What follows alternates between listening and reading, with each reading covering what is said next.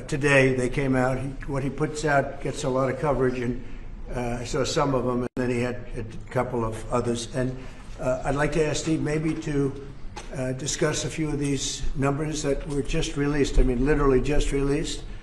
And then we're going over, and we're going to do Purple Heart.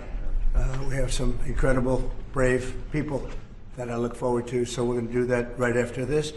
Steve, could you say a few words about the various charts? Thank you, Mr. President. So I called the President because I had some very good news from some new data that we've been able to put together that no one has ever seen before, and I'll just very quickly go through these. So I was telling the President that he did the right thing in calling for a new head of the Bureau of Labor Statistics, because this shows that over the last 2 years of the Biden administration, the BLS overestimated job creation by 1.5 million jobs. That's Mr. President, that's a gigantic error.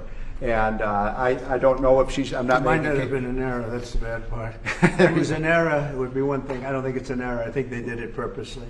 Whether that, you may well be right, but even if it wasn't purposefully, it's incompetence. Right. Okay, so 1.5 million jobs overestimated. We have access to the some data that no one else does on what has happened month by month with median household income. This is based on unpublished Census Bureau data. It will be released sometime in the next 6 months, but we get an advanced look at it.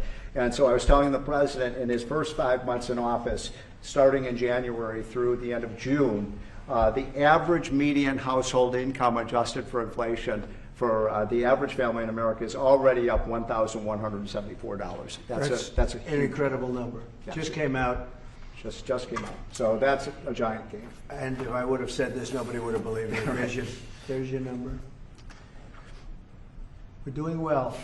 So the next one compares, we finally have the 2024 data on what happened with real family income in the United States. And so what I did was I compared the record in Donald Trump's first term with the Joe Biden first term.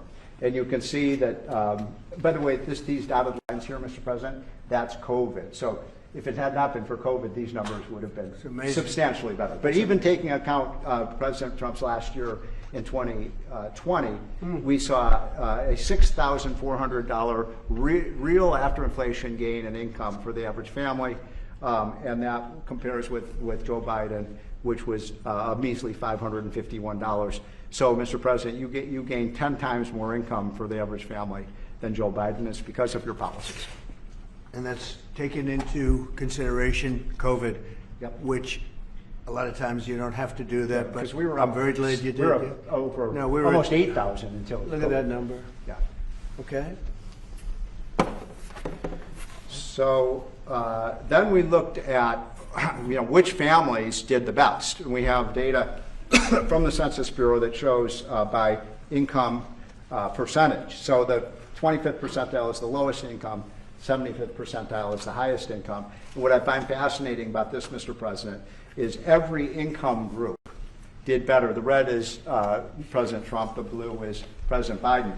Every single income group did better under President Trump. But what's really amazing is look what happened under Biden.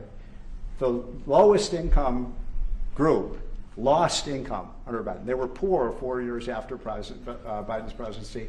No gain virtually whatsoever for the middle class. And the rich was the only group that did better under Biden, which is ironic because Biden keeps saying he was trying to get rid of income inequality. He made income inequality worse, not better. It was President Trump that reduced income inequality. These numbers just came out, by the way. Yep. And then finally, these are the numbers just I just showed you in percentage terms. Mr. President, these are the numbers in dollar terms. So even the lowest income, 25th percent, gained about $4,000 in income. That's a lot for a lower income family. $6,400 for the middle class and almost $10,000 for the richest. So you can see every income group did better under Trump than Biden by a wide margin. That's the story. I think when you look at them, they're all something, but this one chart really says it better than anything. If you look at this is great, but this chart is pretty amazing right here.